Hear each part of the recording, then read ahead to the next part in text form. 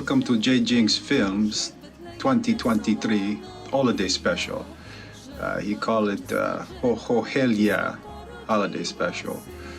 My name is Bartek. I'm Polish mob boss, but my character is very in control. You may seem to have the upper hand on me, but it only seems that way, I assure you. Till then, my name is Bartek. So this holiday special, yeah? Good time. I turn it over to the other guy now, okay? All right, man, you heard it from Bartek. I think I'm just gonna do the holiday special just in this garb, yeah? This is my three-piece suit for Bartek. It'll be up in next Wednesday in Westchester, Pennsylvania. It's called Cohort Thaw. They are pitching an ongoing series. So this Polish mob boss based out of Boston. That's all I'm allowed to give away, but it's going to be cool. I'm going to send some pictures when I'm there. But they're trying to pitch this into a longer series. I don't know if I'm going to be part of the larger series, but they needed me for this Polish mob boss for the trailer they're pitching for investors. And also ridiculous news. Some people have heard, but I did land an audition with HBO. It's a new series starring Mark Ruffalo, and it shoots in February in Philadelphia, and they wanted to see me, so I sent them an audition tape. Dillon and Ashlyn graciously helped me out with that, and we'll see how it goes. The deadline was yesterday, and if I don't hear back, it's still really cool to have a selected audition for HBO. I submitted also a couple of stills for modeling in LA. They reached out and wanted to see some extra pictures, and this would be filming in that same. It would be in the same aqueduct of Grease and Terminator 2. That the motorcycle chase sequence. So yeah, to pose there in LA. That's the most recent one. But yeah, I'm still waiting to hear back from all those. So nothing has been happening, but getting callbacks is really cool. So we're gonna take it away downstairs to the start of the special. Thank you.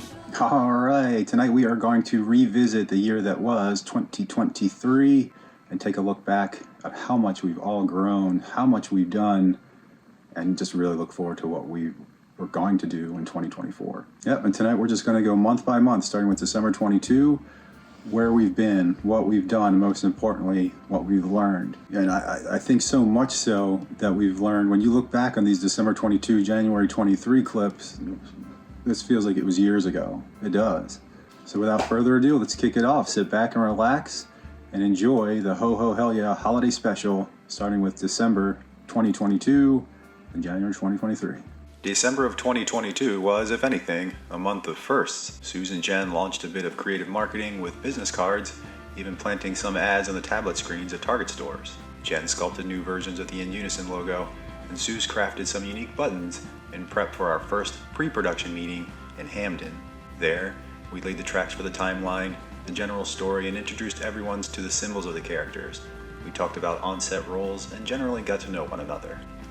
We recapped it all in the first issue of Jinx Films Weekly, published on December 13th.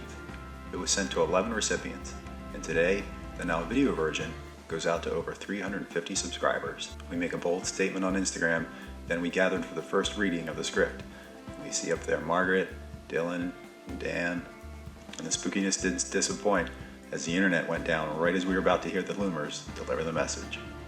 Then we were up to Checker Spot for the first rehearsal and first screen tests. Here we see a deleted segment of JP conversing over a beer with Tennis. And then we'll kind of explain how the world would work and how IDs would be cast. People watch TV this way, etc. And this is how we would do it. And here's, of course, the infamous lockout of our very first take ever.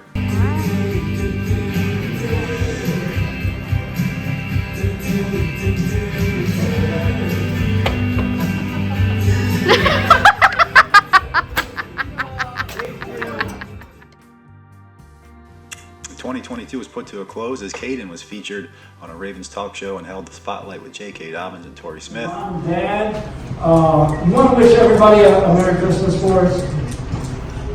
Say it. So Merry Christmas.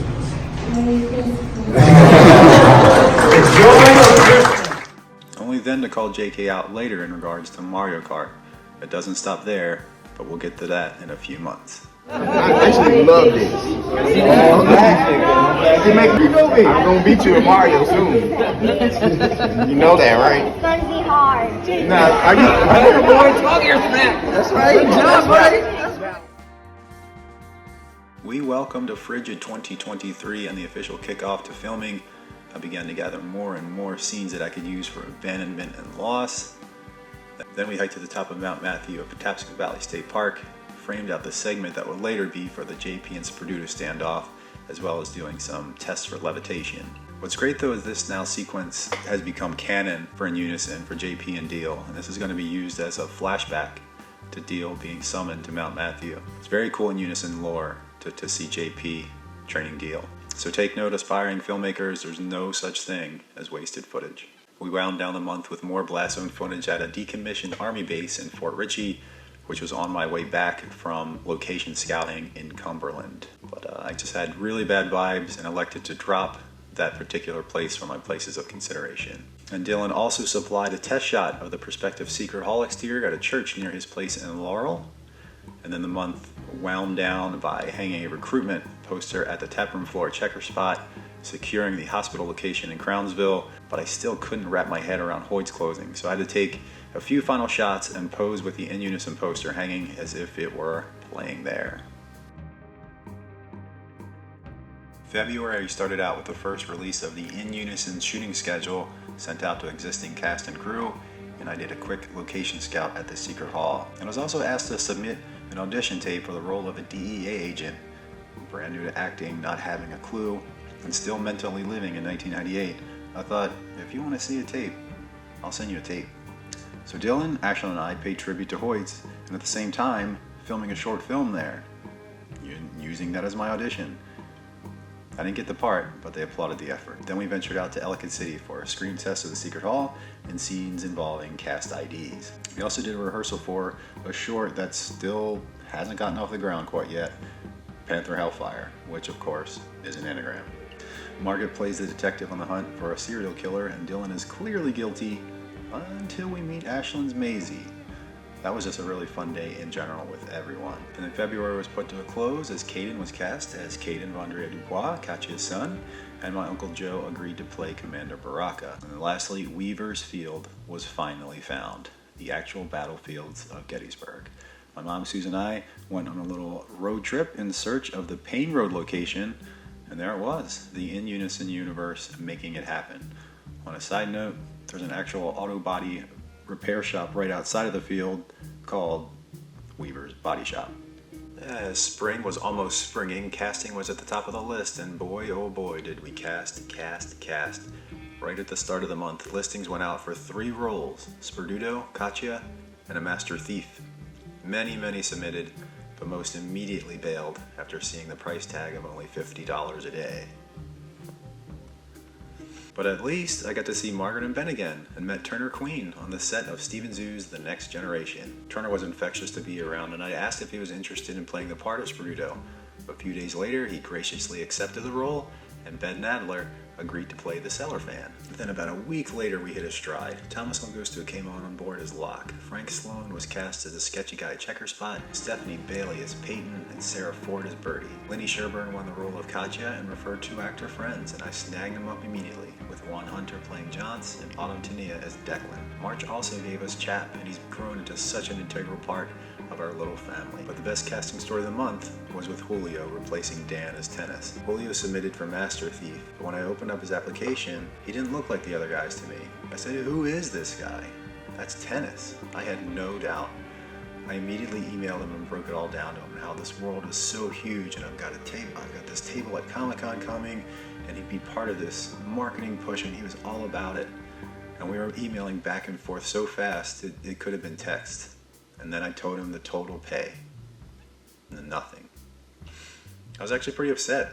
I was thinking this guy's probably laughing about my offer and he was just insulted. So it was days. I was telling Myra, damn, this guy, I thought I had him, but if I just had this a little bit of a higher budget. Eventually Julio emailed me back He said he was sorry. It was just in Atlanta. It was super busy and totally cool about talking some more about it. But at this point, I'm still trying my very hardest to cast everyone strictly in person. We had nothing but great virtual casting, but tennis had to be done in person, especially if I was going to ask Dan to step down. So Julio and I met at shady-ass East Point Mall, and I broke it all down to him about how important this role of tennis is. And if you knew the ending of In Unison, I wasn't just casting tennis. This actor had to be more than that, and I knew Julio could do it. I met Julio, and he'd be happy to be on board, and I broke the news to Dan, saying simply it wasn't fair to him to ask him to act when he simply wasn't capable to doing what I was needed. In Unison was now growing into something far more larger than I had ever anticipated. And the true culmination of all of this energy came at the spring pre-production meeting in Columbia. We shared what the story was all about and what kind of story we were trying to tell. But most importantly, we all shared something special about ourselves to prove how amazing of a collection of artists it's going to take to create a feature film like In Unison. Then some of us took to Checker Spot to watch some amateur stand-up comedy at their Laughs and Drafts event, and closed out March with a stamp of the second teaser trailer. Filming was only a few weeks away by now as we hit April. We launched the new official theatrical poster, and Eli supplied us with some original In Unison poster art. Steven Zhu premiered his film The Family Williams at the Parkway Theater. Then we hit Checker Spot to officially kick off filming for rehearsals and our first formal shoot. We had such an awesome turnout for our background actors, and everyone did such a great job. Chap even hooked us up with some pizza, and we just had a fantastic time with it. It wasn't too much later that Steven put on a mini film festival in Baltimore called All Eyes Forward, and he graciously invited me to screen Legends of Burkittsville there for the first time before a public audience. There I met Taylor Ballard, the amazing actor who had a film of his own and would later go on to play the politician. Baggy hung the sign on the door letting the world know who's here, and then we hopped on a plane to Puerto Rico. Myra was doing wedding photography, but we also had to shoot beach and castle scenes for your Uptown Hoya and In Unison. And while all that was going on, the Mario Kart Challenge was put to the test as J.K. Dobbins paid Caden a surprise visit. Things were heating up in May. We filmed the rest of Your Uptown Hoya before premiering it on the second year anniversary of Legends of Burkittsville, May 5th. But I had built it up as a secret teaser. Then in JJF fashion, the twist was revealed that it wasn't a teaser at all. It was the first of the preludes. Short stories revolving around a central character that would act as a primer to next summer's big movie. It was also the debut of the anagram titles. The title's a funky way to describe the movie, but if you unscramble the letters, it gives away the moral of the ending. Teasing elitism, for example. At the end, Katya dangles this carrot of a bigger life for Weaver. She's teasing this higher elite lifestyle. But what is explained in the movie is teasing elitism unscrambled. Stealing is time. Katya explains to Weaver that despite her sensational rush she got out of stealing, whenever you steal, you're not stealing their items, you stole their time. Something they can never recover. But we had a little viewing party for Your Uptown Hoya, and a lot of the actors hopped on a live Zoom post Q&A, and it was a certified beginning for us. We completed a short, and we're ready. And then, riding that wave of excitement, the entire cast assembled on Zoom the very next night for the first formal script reading. Steven also graduated with a master's from MICA, and Margaret would go on to win Best Actress from the DC 48-Hour Film Festival. Stephanie Bailey also flexed her skills as she recorded not one, but 2 acting demo reels. And as we inched closer to the 1 year away mark, the announcement was made on May 23rd that Jinx Films LLC was officially established and will eventually fall under a larger entity known as Jinx Limited. We also completely revamped our website presence with the reintroduction of jjinxfilms.com. June was now upon us, the big one. It would officially kick off principal photography, but not before categorically one of my favorite days of the year, the filming of Teasing Elitism. There was just this creative spark we all had that day. Linny and Ashlyn were like movie stars. All of this, including the editing, was only 13 hours of work. We all chatted on the phone for about 20 minutes a few days before, felt comfortable with the story and script. We met up in Ellicott City, shot it all in less than 4 hours, and home before a 6-hour day. I chopped it up that night and premiered it on YouTube a few days later after the Sound of Music work. We all felt the energy at this point. We were riding a wave that felt like no one was in control. In Unison, the movie was making itself. A great example, I was thrifting, looking for costumes, when there were these boots just propped there that would look perfect for Sperduto. But as I walked closer to them and inspected them, my eyes drifted up and found these. Like a master tinkerer was wearing these things for years. These were Dill's boots. I texted Dillon, man, what's your size? Right on. Same rack, one on top of the other, Sperduto and Dill's boots. A few days after that, I walked into a Goodwill that's in the same parking lot slated to film his scene. At the front of the rack, on full display, was the old man's suit. It was so amazing. It wasn't long after that, we all came together for night one at the last place on earth, then back-to-back weekends at the Secret Hall, and just like that, an array of actors had already wrapped. Sarah Ford as Birdie, Stephen Zhu as Tiberius, Stephanie Bailey as Peyton, Autumn Tania as Declan, Juan Hunter as Johns, and Thomas Augusto as Locke. We delivered 2 more preludes, Ad Infusion Loot and Whitest UFO sketch using B-roll footage. Bria Lukeski also made her acting debut in the In Unison prelude Before the Message, which now has over 1,000 views on YouTube. Marcus Lukeski was a stage manager for sellout shows at the Addams Family at a local rec center. Steven shot these iconic stills of the Rhiannon. JP and Sperduto got into it, and we ventured out to hear Grandmaster scream in agony on the battlefields of Gettysburg. One so loud, it garnered a teaser trailer of its own. June also saw the official attachment of Yvette Toe to the soundtrack, and Eros Cartacini as composer of an original track. We shot the Loomer sequence, but I still don't want to spoil any of the images. I will share, however, Margaret McKee-Janicki wrapped for acting, but she still had to debut her charcoal pieces for the Ancient Tale sequence. Lenny Sherburne took over as social media manager and launched the JJF Facebook page, as well as creating little cards on Instagram for each member of the Rhiannon. With the year officially in the second half, filming intensity didn't let up, but I still managed to get a glimpse of the potential screening room in the basement of the Maryland Art Place and was blown away. We also had the official longest day of the filming as the whole cast and crew ventured to Crownsville to finish inside the defunct mental hospital.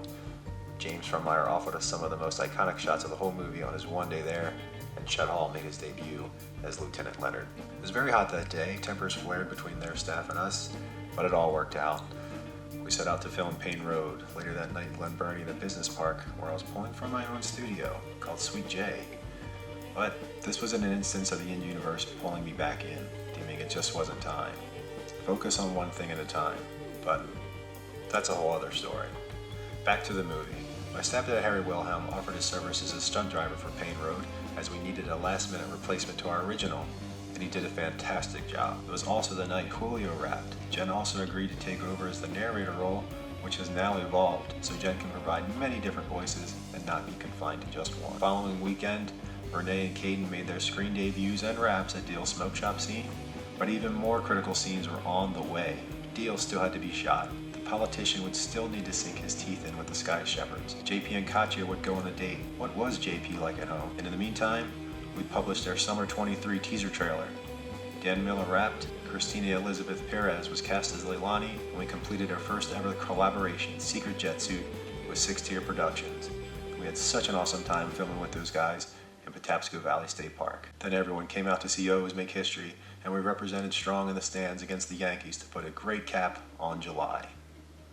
But I also can't forget to mention a great moment from this month, the original Deal's Been Shot scene. Now, up to this point, the entire shoot was practically flawless.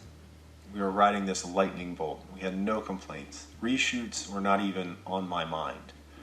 So when Dillon started to cut this up, he was honest with me, and he told me this is not going to work. Instead of lying to ride the wave and say it looked great, he said we got to reshoot that. My face fell flat at first, but within a few moments, I told him I was so glad that he told me that immediately and didn't hang on to that. And that's exactly the kind of feedback that needs to happen to make a movie. You cannot surround yourself with yes men. And so by now, it's August.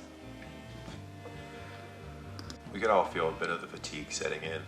A blistering past 2 months in the finish line of our major reshoots in our sites, the remaining scenes were very character and acting heavy. Lindy and I shot the walkout scene in the back hallway of her studio. Lindy, by the way, had to step down as social manager, but it was because of an unexpected promotion at Studio 360 in Hunt Valley. So congratulations all around Lenny. Suze also became the first ever full-time JJF employee, and her and I headed out to Pittsburgh to film Ben Nadler and Leah Stauber for a prelude and a movie scene involving a Cellar fan interview. Then the bittersweet moment of the 4 big actors wrapping as we shoot an additional exposition scene and to snap our Comic-Con banner portraits. Linny, Turner, Ashlyn, and Dillon all wrap, but not without giving me my own parting gift from everyone. But Margaret was the so-called ringleader. Linny designed that great piece that hangs on my wall now. We took advantage of all of us being there, so we're able to come together for this great portrait taken by Adam Sherburne. Margaret was back on stage before an audience playing the role of Amelia Earhart at the Amazing Theater in Olney. Linny designs the portrait layout for the stand-up posters that would be used at Comic-Con and future promotional appearances of In Unison. The art department cranks out a ton of swag. Your Uptown Hoya gets selected to the Lost River Film Fest in San Marcos, Texas. James's The Raven of Baltimore City theatrical trailer goes live, and I put together plans for The Clown Prince and the Crusader, but shelve it a few months later. September's start was intense.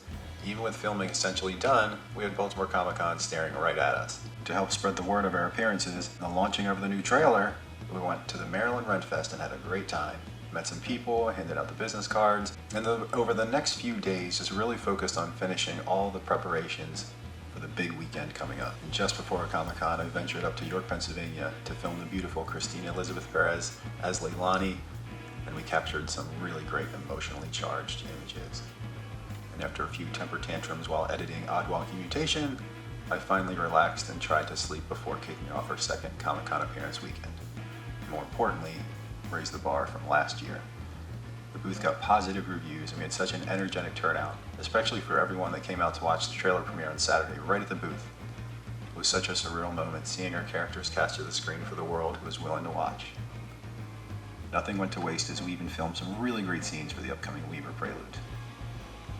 A few days later, Teasing Elitism picked up an accolade award of recognition, Chet went international with the gear, and September came to a close as we were able to film Margaret's charcoal artwork in all its stunning glory. It's Halloween time, and the train in Unison keeps trucking on. The rough cut is still being processed, and Dillon is working his magic to get it completed in time for the premiere on the 21st at Horizon Cinemas. Meanwhile, Tim and Renee celebrate 25 years together by running a half marathon at Disney, and I fly to Texas for the Lost River Film Fest and start talking up In Unison after screening Your Uptown Hoya, knowing that in a few days I'd be flying back to Baltimore, essentially picking up Dillon and Ashlyn to head right to Puerto Rico for the Grandmaster sequence. Yep, all that happened, only to fly right back to screen In Unison the rough cut for everyone in Horizon Cinemas. A huge thank you to my mom and stepdad for watching Baggy during all this craziness. Certainly if Baltimore Comic-Con was surreal seeing a projection, this must have been in another realm somewhere for me. Just the amount of support by everyone to come out and watch this. Our first attempt at completing a feature film puzzle is something I could never measure or begin to thank people for. And I'm grateful for everyone that was there or really wanted to be there, knows that I'm thankful for that. So we screened the rough cut. It does not translate remotely to what I envisioned, not by a long shot. It was painful to see, but I was never discouraged. It wasn't the next day of my first viewing of it with Dillon that I resculpted the script to have the old man tie it all together with a narration. I immediately drafted a new script and began to lock in exactly how the logistics of these now imperative reshoots were going to happen. And while all this stress is going on, I do get a little boost. After learning that Teasing Elitism was selected to the Red Dirt Film Festival in Stillwater, Oklahoma next April. That news took us right into November. But before we can get to all of those reshoots, we went out to see the writer-director stage debut of Margaret McCabe-Janicki. Her play, after the audition, went before a sellout audience in Olney, Maryland. 9-year-old Scotty hit 9,000 subscribers, and that same week we announced the premise to the new Untitled horror film coming Halloween 2025. It's a movie that takes place the day after the world managed to go one day without anyone dying. I know, right? But back to business at hand and the reshoots. We needed to see and hear more from Lieutenant Leonard, so I went to see Chet in costume one last time. The next day, Dillon and I completed the reshoots and new scenes for Deal and JP. That left the last truly remaining day of filming to be completed at my mom's house in Eldersburg.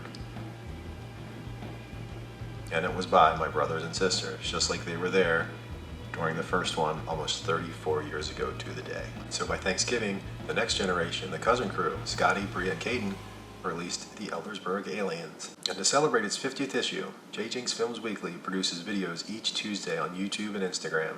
November ended on a high note as we filmed Gio Rosado asking his Loomer questions. And now here we are, full circle, December 2023, and we're still doing stuff. Dillon's cranking out shorts. We'll be checking out his script soon live. Chet launches his own channel. We're all still part of this thing. This is ever-growing little network of just artists and artisans alike, just all capable of doing so much. And when we come together, just magic happens. And so with that, we're going to close out our holiday special this year with 2 interviews. Dillon Higgins and Ashlyn Blakely. Take it away, guys. So, we know you're Weaver. We know you're this feisty Rienne with that kick-ass music. But you're also a huge member of our crew, right? Yes. The amount of shots that you're responsible for is underrated. You're active on all of our sets in some capacity, acting or not, enough so that you were named co-producer with Dillon on In Unison. But what can you tell us about Ashlyn? What is it that draws you or drew you to the performance arts as a practice and drama? Was this something at a very young age, or is this something a little bit more recent? Definitely, I would say at a very young age.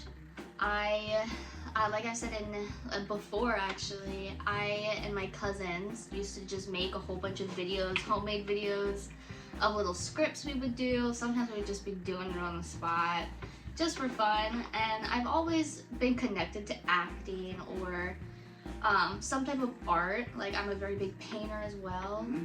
So just anything that I can put myself into and try to also put myself in other people's shoes and other experiences is something that just draws me into this industry. Now, how did you obtain or bring out the courage or confidence to pursue acting? So I know a lot of people out there say all the time, like, I can act like no one's business, but I freeze when people see me do it. So what were your steps to gain that confidence? Ooh, I still feel like it can be a struggle at times. I feel like you just kind of have to really put aside your personal fears, your personal likes, because that just will stop you and just kind of put you at a halt. And I find it very easy to kind of disconnect with myself to be able to find that person. But I haven't really found an exact way yet, so. There's probably no definitive way. Yeah. But like you said, we also know that you write, you also paint and draw. Have you found that your creative processes all line up in a similar pattern when making things, or are they all like children, all 100% completely different? They are all 100% completely different. I have a lot of painting that I do and drawings that are completely different from each other. Like, there are some that are just a giant colorful mess with mushrooms and swirls and fairies. Is the process you're doing Yes. too the same? Like when you harness your creative spirit, is it the same one that is the acting one, and is the same one as your drawing, or is it a completely different level you're picking from? I would definitely say it's a completely different level that I pick from. Yeah. Art, I kind of struggle a little bit more with putting what I exactly want on a piece of painting. So it always turns out differently.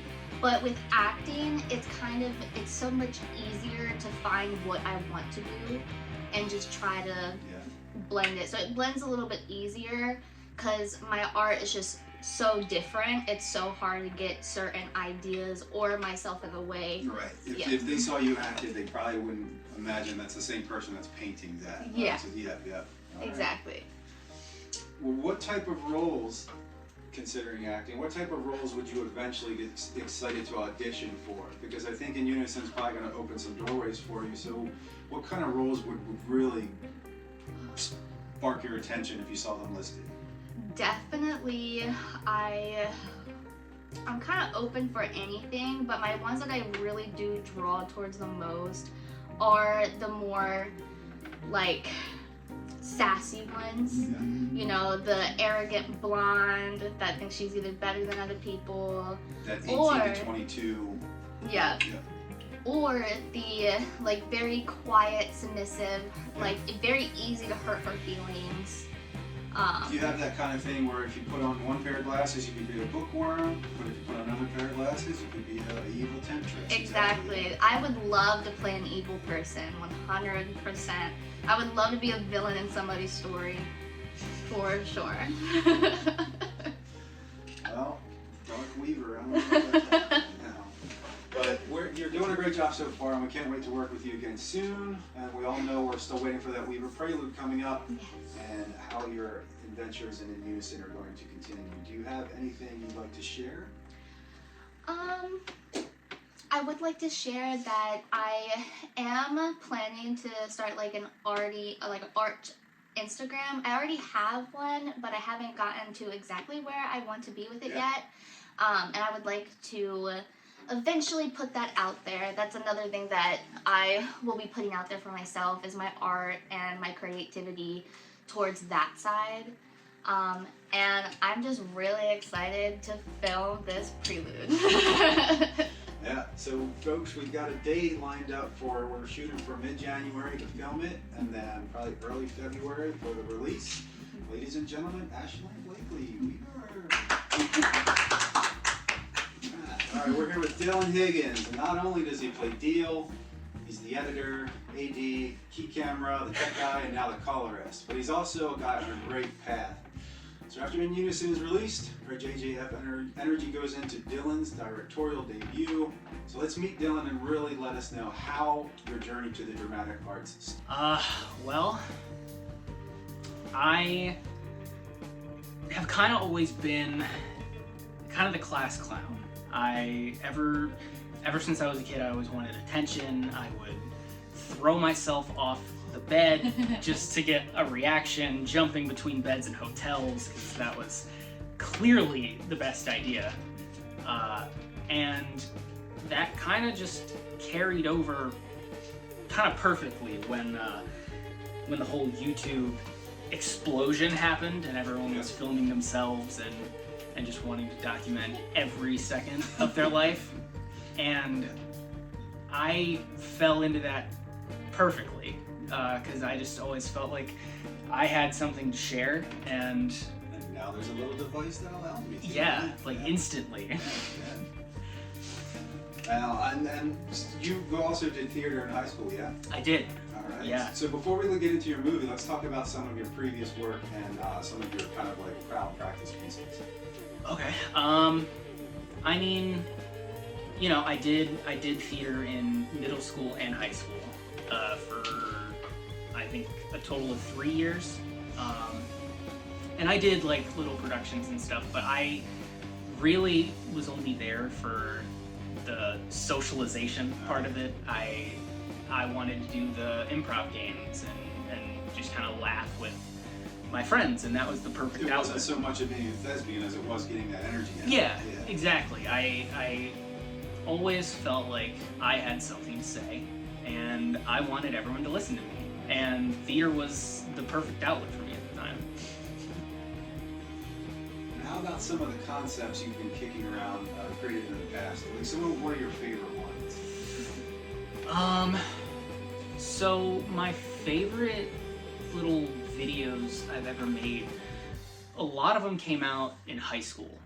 I did 2 years of film production, and it was actually run by my English teacher at the time, who was really inspirational to me. He was kind of this no-nonsense guy that like you would also laugh at because he was very nerdy. He wore a sweater vest every day, but he was just so well-spoken, and he was an independent filmmaker at the time, making little pieces, like little art pieces.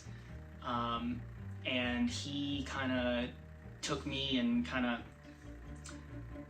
gave me a lot of knowledge that helped, and some of my favorite things were made in his class. Like, I made a little PSA about how young people were spending all their time online, and I made a little skit that I spend 14 hours a day playing video games, which wasn't really a joke at the time. Like, that's pretty close to how long I played games, and I just ran with it, and I did a little voiceover as kind of, I like robotized my voice, and just talked about how technology is an epidemic.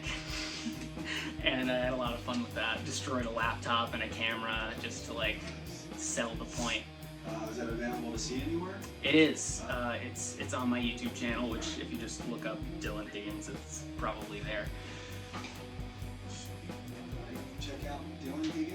2.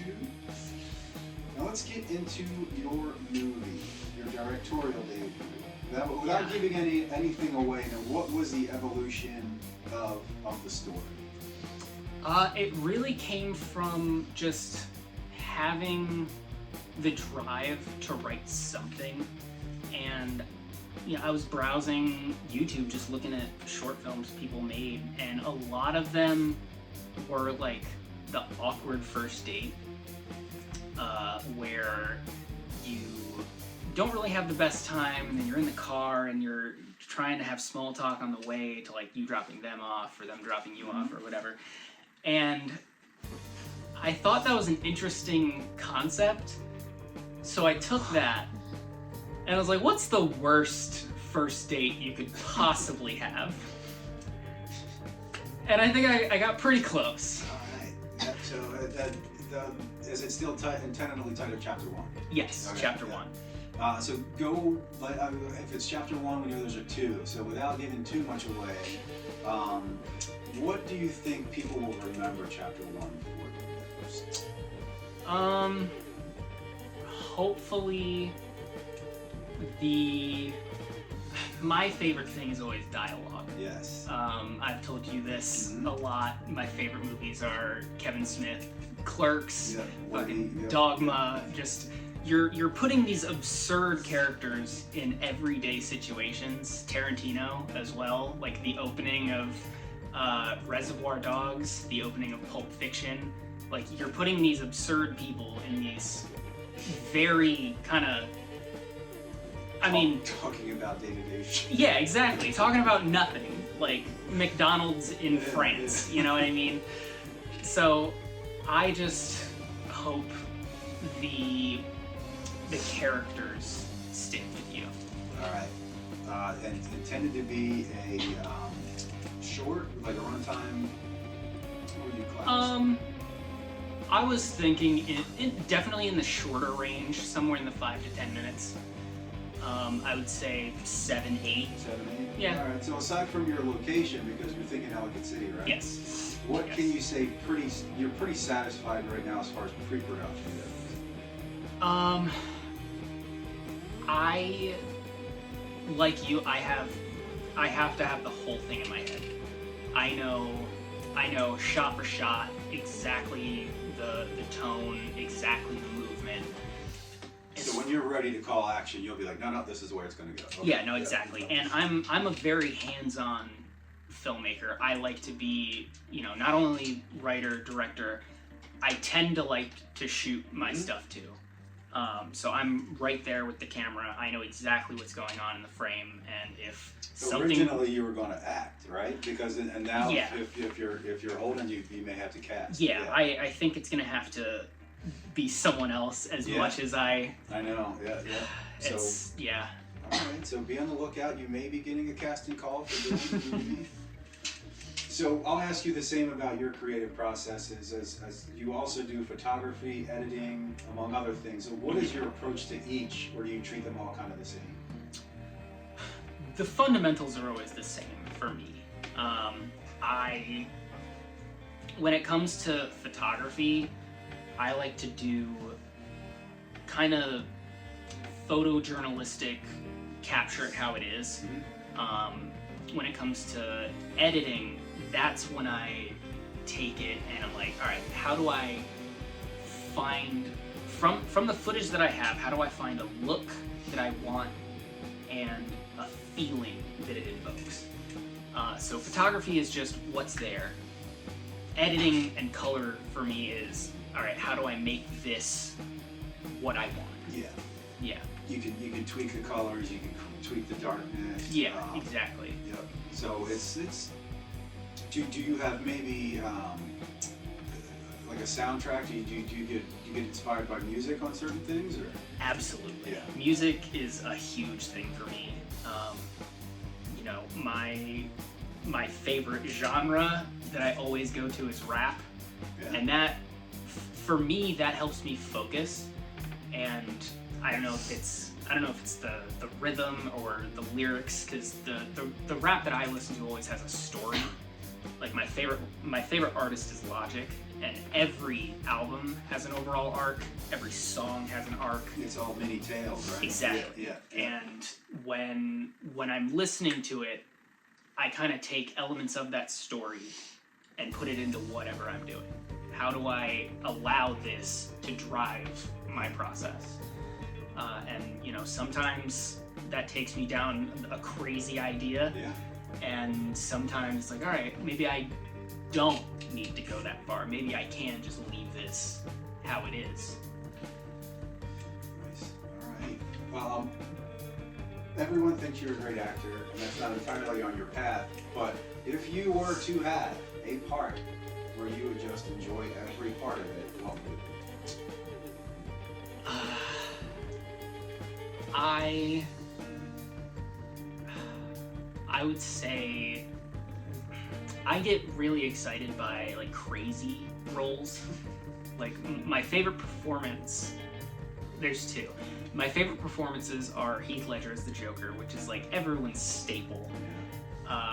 My second is Christian Bale in American Psycho, because the way both of them just like lost themselves and had fun, like allowing yourself to lose yourself in as someone else. At the end of the day, you're still doing it. Exactly. Like just for a brief point, I can just see what happens. Yeah. And that's really freeing, and I think that's really that comes from my love of improv.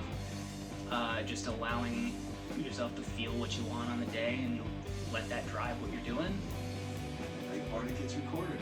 Yeah, and you can, you know, self-obsess over it. But man, thank you for everything. Dillon and Unison would not be what it is without you and what it's going to be, so we look forward to 2024 with you. Yes, ladies and gentlemen, Dillon Higgins. Anything you'd like to share? Anything you'd like to pitch? You know, lot of ideas that I'm considering. I also want to make a little samurai western movie. Been kicking around an idea for that, and I think I'm finally nearing the finished product of that script, which is very exciting. Yeah, that is a John Wick meets Westworld meets Mortal Kombat. Kinda. It's an absurd little. You know, you'll just have to see. Yeah, I got some ideas. Thanks, man. No problem. Thank you, Dillon and Ashlyn, and thank you, everybody. What an amazing year. And that will wrap it up for the Ho Ho Hell Yeah holiday special. Thank you so much for the birthday wishes yesterday.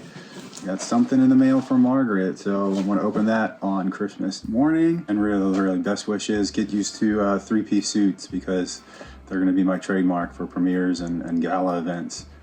And there may be some coming up. All right. Thanks everybody for watching. Really, the year probably has to be.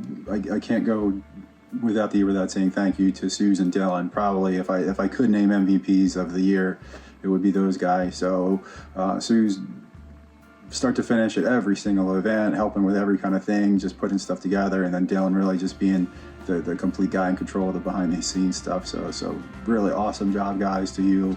I can't wait to see how 2024 shapes up with 2023 technically being a learning year for all of us. So, and really just happy holidays, great new year to everybody, and I will see you on January 2nd.